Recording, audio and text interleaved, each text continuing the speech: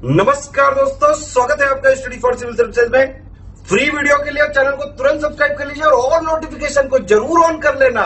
हमारा फ्री वाला टेलीग्राम ये वाला ग्रुप जरूर से जरूर ज्वाइन कर लीजिएगा। Hello everyone, welcome to study for civil services. मैं हूं भरत सेनी और आज के इस वीडियो में हम बात करेंगे ईपीएफओ के लिए जो हम टेस्ट सीरीज चला रहे हैं उसके टेस्ट 19 के बारे में। और अब तक हमने जो टेस्ट यहाँ पे डिस्कस किए हैं वो आपके लिए बाइलिंगुअल लाए गए हैं और हर एक क्वेश्चन का आपको एक्सप्लेनेशन जो है वो यहाँ पे प्रोवाइड करवाया गया है। तो अब तक आपके कितने क्वेश्चन सही हुए हैं, कितने गलत हुए हैं, वो आप कमेंट सेक्शन में बताते रहे हैं। तो अब आप आगे भी इसी प्रकार से बताते रहिएगा। तो चलिए अब आगे बात करते हैं about the paid group of UPSC EPFO 2020। तो अगर आपको ईपीएफओ 2020 की कंप्लीट तैयारी करनी है तो आप हमारा पेड ग्रुप ज्वाइन कर सकते हैं। And for more information you can contact over here. इसके अलावा स्टडी फॉर सिविल सर्विसेज का फ्री टेलीग्राम ग्रुप चलता है जहां पे आपको फ्री कंटेंट की नोटिफिकेशंस जो है वो मिलती रहेंगी, तो उसको आप जरूर ज्वाइन कर लीजिएगा। अब बात करते हैं पहले क्वेश्चन की जो पूछा गया है अबाउट दी फोल्ड स्कोप। देखिए सबसे पहले हम ये जानेंगे कि ये फोल्ड स्कोप जो है ये है क्या। It's a kind of tool या फिर आप कह लीजिए एक इंस्ट्रूमेंट है जिसके थ्रू आप क्या करते हैं या जिसको आप यूज क्यों करते हैं, उसको आप करते हैं हेल्थ केयर सेंटर्स के अंदर प्राइमरी डायग्नोसिस करने के लिए यूज करते हैं। और उसके थ्रू आप डिटेक्ट करते हैं माइक्रो ऑर्गेनिजम्स को जो अफेक्ट कर सकते हैं क्रॉप्स एंड एनिमल्स को। और ये डेवलप कहाँ किया गया है, इंडिया में। और ये इंक्लूड क्या करता है, बहुत ही छोटा एक टूल और ये इंस्ट्रूमेंट है जिसके अंदर एक सीट ऑफ पेपर है और एक लेंस है। तो ये तीनों चीजें यहाँ पे आप याद रखिएगा अबाउट दी फोल्ड स्कोप। तो इस प्रश्न में सही ऑप्शंस जो हैं वो होंगे आपका ऑप्शन नंबर 1, 3 और 4। तो इसके बिहाफ पे डी इसका सही उत्तर है। Then next question is about the Mukhyamantri Shramik योजना। तो मुख्यमंत्री श्रमिक योजना जो है ये चलाई गई है झारखंड सरकार के द्वारा। किसके लिए, शहरी गरीब जो हैं उनके लिए ये योजना चलाई गई है। और ये मनरेगा के अंदर जो मनरेगा ये इसका मेन मोटिव क्या है, it is used to provide employment to the unskilled workers in urban areas as similar to MNREGA scheme. तो इसका मतलब ये है जो अर्बन एरिया के अंदर जो गरीब लोग हैं उनको भी मनरेगा के तहत अनस्किल्ड वर्कर जो है उनको एम्प्लॉयमेंट दिया जा सके, इस प्रकार की स्कीम जो है ये लाई गई है। तो यहाँ पे स्टेटमेंट नंबर 1 और 3 जो है वो करेक्ट है। तो इस बिहाफ पे इस प्रश्न का सही उत्तर हुआ B. Now the next question is about the private members bill. तो देखिए प्राइवेट मेंबर्स बिल क्या है, जैसा कि नाम से ही पता चल रहा है कि इसको संसद का कोई भी मेंबर, इट मींस कोई भी एमपी जो है इसको प्रेजेंट कर सकता है या इंट्रोड्यूस कर सकता है। इसके अलावा इस बिल को एक एक्ट का रूप लेने के लिए, इट मींस ये बिल जो है लागू हो जाए देश के अंदर, इस प्रकार का एक्ट बनने के लिए इसे दोनों ही सदनों से पास होना पड़ता है। तो यहाँ पे स्टेटमेंट नंबर 3 और 4 जो है वो करेक्ट है about the private members bill के बारे में। तो इस प्रश्न का सही उत्तर हुआ C. Now the next question is about the basic structure या फिर डॉक्ट्राइन जो है हमारे कॉन्स्टिट्यूशन का, उसके बारे में। देखिए हमारे संविधान की जो मूलभूत विशेषताएं हैं उसको हम बदल नहीं सकते संविधान संशोधन के द्वारा, या उनको अगर हम परिवर्तित करें भी तो उसका पूरा मूल जो स्ट्रक्चर है वो नहीं चेंज होना चाहिए या फिर उसको नष्ट हम नहीं कर सकते। ये बात कई बार सुप्रीम कोर्ट ने कई विवादों में कहा है। अगर आपने मिनर्वा मिल्स वर्सेस इंडियन या यूनियन ऑफ इंडिया का आपने अगर जो केस स्टडी किया है तो उसमें भी कहा है। इसके अलावा आप अगर गोलकनाथ का जो विवाद है उसकी अगर आप बात करेंगे तो उसमें भी तो ये बात कई बार सुप्रीम कोर्ट ने कही है कि जो हमारी संविधान है जिसका मूलभूत ढांचा जो है उसके अंदर परिवर्तन हो सकता है या नहीं हो सकता। ये दोनों के बारे में मैंने कहा कि आपको मैंने 2 एग्जांपल दिए कि इन दोनों ही विवादों के अंदर संसद ने या फिर सॉरी सुप्रीम कोर्ट ने यहाँ पे कुछ न कुछ टिप्पणी करी है। नाउ ये नहीं हो सकता वर्तमान में, यही बात यहाँ पे डिसाइडेड है। नाउ इसके अलावा अगर हम बात करते हैं कि हमारी जो सुप्रीम कोर्ट है उसको ये शक्ति दी गई है कि अगर संविधान के अंदर कोई ऐसा चेंज कर दिया जाता है जो इसकी basic structure the doctrine forms the basis of a power of the supreme court to review and strike down, ये ध्यान रखिएगा, to review and strike down constitutional amendments. अगर आपने कोई ऐसा कॉन्स्टिट्यूशनल अमेंडमेंट कर दिया है जो डॉक्ट्राइन को ही नष्ट कर दे रहा है, तो उस पे स्ट्राइक डाउन या रिव्यू कर सकती है सुप्रीम कोर्ट। तो यहाँ पे स्टेटमेंट नंबर 1 और 2 जो है about this question is correct. तो यहाँ पे बी सही उत्तर हुआ। Now the next question is about the Rowlatt Act. तो रोलेट एक्ट के विरोध में क्या क्या हुआ था हमें यह बताना है। तो रोलेट एक्ट के विरुद्ध में रविंद्रनाथ टैगोर जो थे, इन्होंने अपनी नाइटहुड की उपाधि जो थी वो त्याग दी थी, ये आप याद रखिएगा। इसके अलावा महात्मा गांधी जी ने उनको जो टाइटल दिया गया था केसरे हिंद, इसको त्याग दिया था। और इसके अलावा जो जलियांवाला बाग हत्याकांड होता है वो भी इस रोलेट एक्ट के विरोध में हो रहे विरोध को ही त्यागने पे, या फिर आप कह सकते हैं उस विरोध को दबाने के लिए ब्रिटिश ने किया था। तो यहाँ पे ये तीनों ही स्टेटमेंट करेक्ट है। तो इस प्रश्न का सही उत्तर होगा option D. Now the next question is about the non cooperation movement जो था उसका सस्पेंशन क्यों हुआ था, या फिर उस आंदोलन को बंद क्यों कर दिया गया था, उसको निलंबित क्यों कर दिया गया था।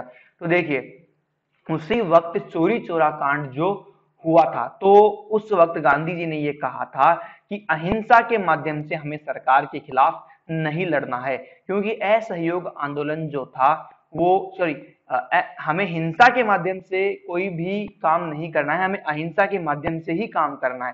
तो जो असहयोग आंदोलन जो था वो अहिंसा के पथ पे था, लेकिन जब चोरी चोरा कांड होता है तो उसमें हुई हिंसा। तो गांधी जी ने यह कहा कि हमें हिंसक माध्यम से हमारी मांगों को नहीं मनवाना है, हमें अहिंसा के माध्यम से सरकार के खिलाफ विद्रोह करना है। तो अगर ऐसी हिंसक घटनाएं होंगी तो मैं इस आंदोलन को वापस लेता हूं, इस प्रकार का स्टेटमेंट था गांधी जी का। तो यहाँ पे स्टेटमेंट नंबर 1 और 2 जो है वो करेक्ट है। Now the next question is about the terrestrial ecosystem जो है या स्थलीय पारिस्थितिकी तंत्र जो होता है उसके बारे में। तो यहाँ पे देखिए जो टेरेस्टेरियल इकोसिस्टम होता क्या है पहले हम वो जानते हैं। तो ये एक प्रकार का ऐसा इकोसिस्टम है जो आपको भूमि पे मिलेगा, जो आपको लैंड पे मिलेगा। तो यहाँ पे ये स्टेटमेंट करेक्ट है। इसके अलावा इस इकोसिस्टम के अंदर क्या क्या इंक्लूड्स हैं, इसके अंदर टुंड्रा है या फिर टेगास है या फिर समशीतोष्ण पर्णपाती जो वन है, वो सब के सब इस स्थलीय पारिस्थितिकी तंत्र के अंदर पाए जाते हैं। तो यहाँ पे स्टेटमेंट नंबर 1 और 2 जो है वो करेक्ट है। So the answer is option number A. Now the next question is about the transgenic animals. तो जो ट्रांसजेनिक एनिमल्स होते हैं पहले बात करते हैं कि वो होते क्या है। तो ये एक ऐसे एनिमल्स हैं जिनके अंदर फॉरेन जीन्स डाले जाते हैं, अर्थात उनके अंदर इंसर्ट किया जाता है डेलिबरेटली फॉरेन जीन्स को, और उनके जीनोम्स जो हैं या उनको डाला जाता है ताकि आप ये कह सकते हैं एक हाइब्रिड काइंड ऑफ, या फिर आप हाइब्रिड न कहें तो उनके जो जीन्स जो हैं उनको हम चेंज कर रहे होते हैं, मॉडिफाई कर रहे होते हैं। इसीलिए यहाँ पे ऑप्शन नंबर 1 सही है, जिसके अंदर कहा गया है कि उनके जीन्स को चेंज किया जाता है, उनके अंदर फॉरेन जीन्स को डाला जाता है। इसके अलावा the foreign gene is constructed, ये बनाए कैसे जाते हैं ये genes, using recombinant DNA technology. देखिए रिकॉम्बिनेंट डीएनए टेक्नोलॉजी के थ्रू हम किस प्रकार से डीएनए को चेंज करते हैं या मॉडिफाई करते हैं वो हमने पहले डिस्कस किया है, तो आप वो वीडियो देख सकते हैं। तो यहाँ पे ऑप्शन नंबर 1 और 3 जो है वो करेक्ट है। तो इस प्रश्न का सही उत्तर होगा option number D. Now the next question is about the marketing mix. तो देखिए ये किस प्रकार की एक टेक्नोलॉजी या एक आइडिया या एक आप ये कह सकते हैं थॉट है। तो देखिए it is a set of marketing tools that the firm uses to pursue its marketing objective in the target market। तो एक फर्म जो है कुछ ऐसे मार्केटिंग उनकी टेक्निक्स होती है जो यूज करते हैं अपने मार्केटिंग ऑब्जेक्टिव को पूरा करने के लिए एक स्पेसिफिक मार्केट के अंदर। लाइक अगर आपका आप ये कह सकते हैं आपका लेडीज से रिलेटेड कोई काम है, आपका क्लोथिंग का काम है लेकिन लेडीज से रिलेटेड है, तो आपका टारगेट मार्केट क्या होगा कि आप अपने प्रोडक्ट को कहाँ मार्केटिंग करना चाहेंगे। तो वो आप महिलाओं के बीच में आप अपने प्रोडक्ट को ज्यादा आप ये कह सकते हैं मार्केटिंग उसकी करना चाहेंगे। तो आप अपने टारगेट मार्केट के अंदर अपने मार्केटिंग ऑब्जेक्टिव्स को इन सेट ऑफ मार्केटिंग टूल्स के थ्रू पूरा करेंगे तो उसी चीज को या उसी marketing set of marketing tools का मार्केटिंग मिक्स से जानते हैं। इसके अलावा it is primarily tactical in nature and it is employed to carry out the overall marketing strategy। तो हमारी जो कंप्लीट मार्केटिंग स्ट्रेटजी है हम उसको कैसे पूरा करेंगे या कैसे उसको आप ये कह सकते हैं स्टेप बाय स्टेप कंप्लीट करेंगे, दैट इज मार्केटिंग मिक्स। तो यहाँ पे स्टेटमेंट नंबर 1 और 2 जो है दैट आर करेक्ट। सो यहाँ पे आंसर होगा statement number 1। Now the next question is about the dissolution of the stock exchange। तो देखिए ये एक्चुअली है क्या। तो इसके अंदर ये जो डिसोल्यूशन ऑफ स्टॉक एक्सचेंज है इसके अंदर आप जो ट्रेडिंग करते हैं उसके लिए आपको एक सिक्योर प्लेस मिलता है, एक सिस्टमेटिक वे मिलता है। अब आपको इसकी ज्यादा क्लियर अंडरस्टैंडिंग के लिए स्टेटमेंट नंबर 2 पे चलना होगा that it is a facility where stock brokers and traders can buy and sell securities such as shares of stock and bonds and other financial instruments। देखिए जो ट्रेडर्स हैं या stock brokers हैं वो इस डिसोल्यूशन ऑफ स्टॉक एक्सचेंज के तहत क्या करते हैं या उस टाइम पे उनके जो फाइनेंशियल असेट्स होते हैं या फिर शेयर्स या बॉन्ड्स होते हैं उनको खरीद या बेच सकते हैं। ये एक सिक्योर आप ये कह सकते हैं प्लेस है जहां पे आप एक सिस्टमेटिकल वे में काम कर रहे होते हैं और स्टॉक एक्सचेंज प्रोवाइड करवाता है कंपनीज को ऐसी फैसिलिटी कि वो यहाँ पे आके अपने लिए कैपिटल को रेज कर सके और अपने शेयर्स को बेच सके और लोगों से इन्वेस्टमेंट ले सके। तो इस प्रकार से डिसोल्यूशन ऑफ स्टॉक एक्सचेंज को समझा जा सकता है। तो यहाँ पे ऑप्शन नंबर 1, 2, 3 यानी स्टेटमेंट तीनों ही सही हैं। तो इस प्रश्न का सही उत्तर हुआ D. Now the next question is about the occupational structure. देखिए जो हमारे मोस्टली जो व्यवसाय होते हैं उनको हम 3 हिस्सों में तोड़ सकते हैं। पहला कि आप प्राइमरी ऑक्यूपेशन में काम कर रहे हैं, जैसे कि हमारे यहाँ पे खेती हुई, जैसे कि हमारे मोस्टली लोग जो देश के अंदर 60 to 65% जो लोग हैं वो प्राइमरी ऑक्यूपेशनल के अंदर ही आते हैं जो खेती का काम करते हैं। इसके अलावा उसके बाद हम आते हैं सेकेंडरी के अंदर जहां पे लोग कैसा काम करते हैं आप ये समझ लीजिए कि लाइक आपको जो मीडियोकस जो काम आते हैं वो सेकेंडरी के अंदर आते हैं। लेकिन अगर हम यहाँ पे बात करते हैं टेरिटरी की या फिर जो तीसरा जो है तृतीयक जो वर्ग है जिसके अंदर आपका ट्रांसपोर्टेशन का काम आ जाता है या फिर हायर लेवल्स के जो काम आ जाते हैं वो तृतीयक वर्ग के अंदर आते हैं। तो इन तीनों वर्गों के अंदर हमारा जो ऑक्यूपेशन जो है वो डिवाइडेड है। अब देखिए यहाँ पे कहा गया है कि ऑक्यूपेशनल स्ट्रक्चर जो है वो होता क्या है। देखिए this refers to aggregate distribution of occupations in society classified according to skill level, economic function और सोशल स्टेटस। तो ये बात सही है कि किस प्रकार की आपकी स्किल्स हैं, कितना आपके पास इकोनॉमी या कितना पैसा लगना है, उसके बिहाफ पे हम ऑक्यूपेशंस को 3 हिस्सों में तोड़ रहे हैं। तो यहाँ पे ये स्टेटमेंट करेक्ट है। Then second statement is when the majority of people engaged in a primary occupation rate of development is slow।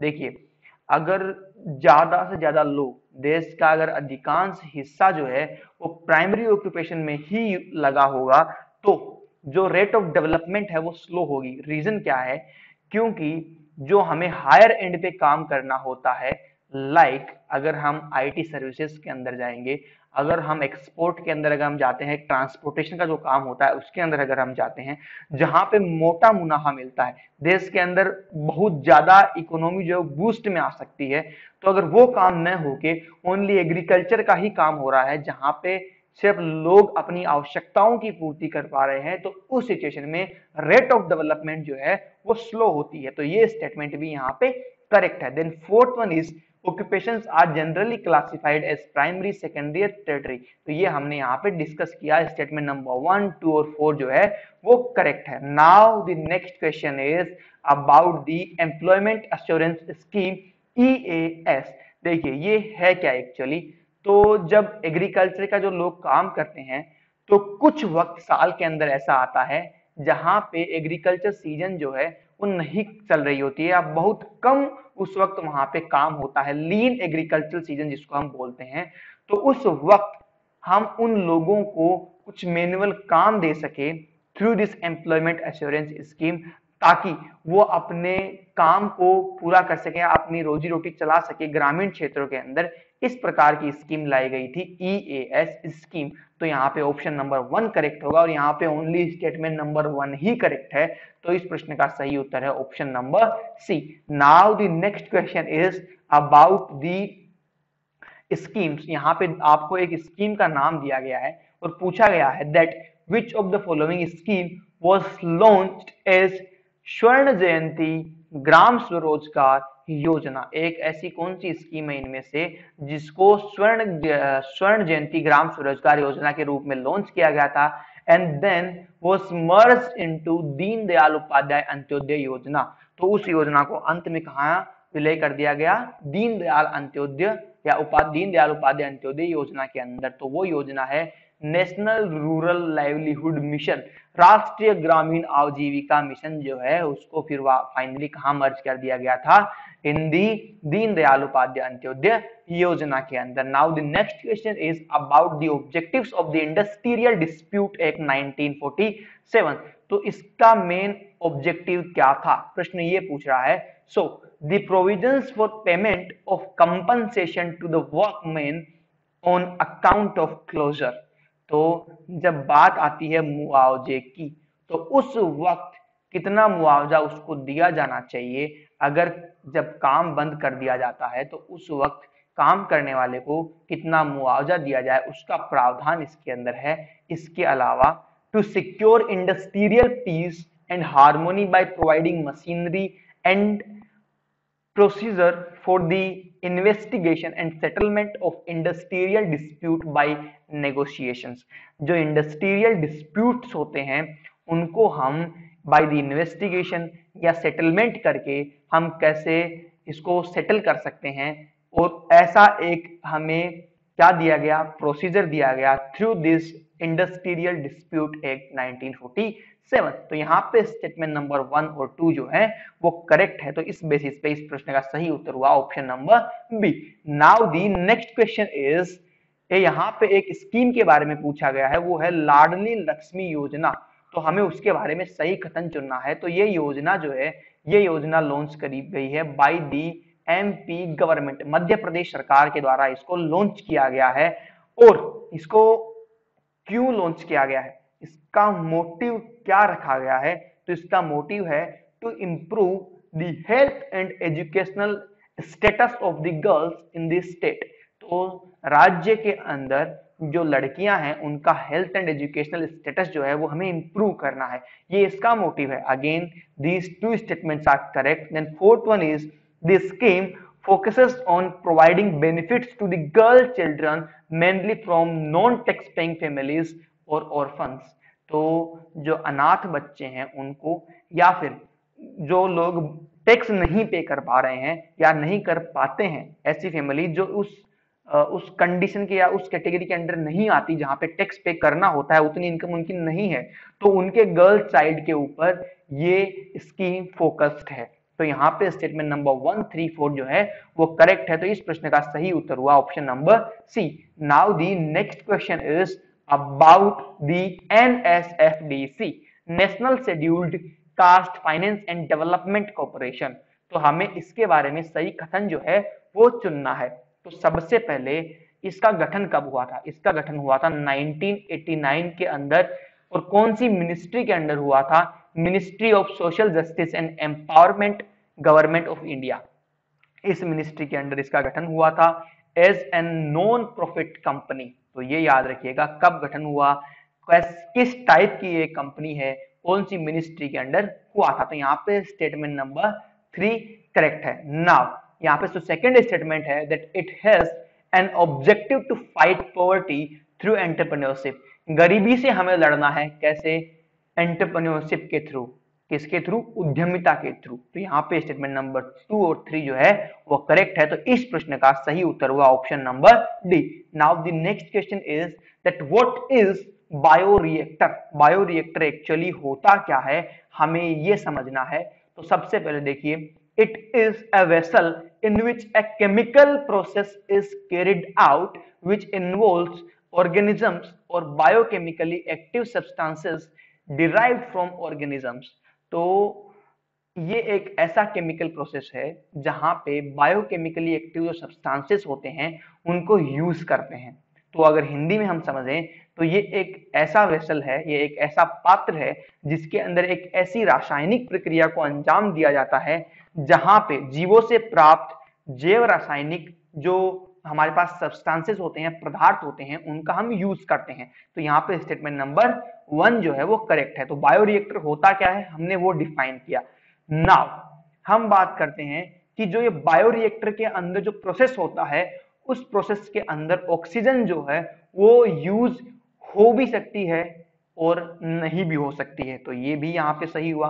Then the fourth statement is that is a system designed to grow cells or tissues in the context of cell culture। तो यहाँ पे ये statement भी यहाँ पे सही है। तो यहाँ पे 1, 3, 4 जो है वो करेक्ट है अबाउट द बायोरिएक्टर।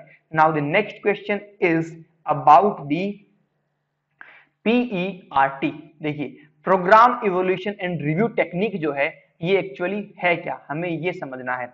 तो इसका मेन मकसद क्या है, इसके थ्रू हम करते क्या है, प्रोजेक्ट को प्लान करते हैं visually. So it is a kind of visual tool जिसके थ्रू हम प्रोजेक्ट को प्लान करते हैं। तो स्टेटमेंट नंबर 1 यहाँ करेक्ट हुआ। देन यहाँ पे इट इज, ये यूज क्यों आता है, it is use in scheduling large project by the project manager. Like अगर आपको कोई एक बहुत बड़ी जो है रोड कंस्ट्रक्ट करनी है और आप उसके प्रोजेक्ट मैनेजर हैं, then you are going to use PERT और उस टाइम पे आप उस प्रोजेक्ट की शेड्यूलिंग करेंगे थ्रू दिस। तो यहाँ पे स्टेटमेंट नंबर 1, 3 करेक्ट है। Then PERT doesn't have any past records for a framework of a project। अगर आप प्रोजेक्ट का फ्रेमवर्क बना रहे हैं तो उसके लिए इसके पास कोई पास्ट रिकॉर्ड्स नहीं है। सो प्रिडिक्शंस कम्स इनटू प्ले। तो आप प्रिडिक्ट करेंगे कि आपको क्या क्या चीजें वहां पे लगने वाली हैं, कितना आपको टाइम लगने वाला है। So the project will be ruined if prediction is not accurate। तो अगर आपने प्रिडिक्शन सही नहीं करी है तो आपका जो प्रोजेक्ट है वो खराब हो जाएगा। तो ये इस PERT का मकसद है। तो यहाँ पे स्टेटमेंट नंबर 1, 3, 4 जो है वो करेक्ट है। तो इसका सही उत्तर हुआ A. Now the next question is about the one word substitution. यहाँ पे पूछा गया है that an abnormal desire to steal. चुराने की एक जो डिजायर होती है, एक इच्छा होती है, जो एक गलत इच्छा है चुराने की किसी एक चीज को, उसको हम एक वन वर्ड में क्या कहेंगे, उसको हम कहेंगे क्लेप्टोमेनिया। तो यहाँ पे ऑप्शन नंबर ए जो है वो सही है। Then the next question is about the idiom and phrase and यहाँ पे हमें दी गई है cry over spilt milk. It means one shouldn't worry over things that have already happened and that can't be changed. किसी एक व्यक्ति को ऐसी चीजों पे ज्यादा नहीं विचार करना चाहिए जो एक्चुअली हो चुकी है या फिर जिसको अब बदला नहीं जा सकता। तो इस प्रश्न का सही उत्तर होगा ऑप्शन नंबर ए। तो यहाँ पे हमने अब तक जो क्वेश्चंस हैं उनको डिस्कस किया, एक्सप्लेन किया। अब कमेंट सेक्शन में ये बताइए कितने आपके प्रश्न सही हुए हैं, कितने गलत हुए हैं, and what you want from us. अब आपको और क्या चाहिए नेक्स्ट सीरीज के रूप में। So thank you for watching this video. Please do like this video, share this video and subscribe our channel. Thank you, bye bye.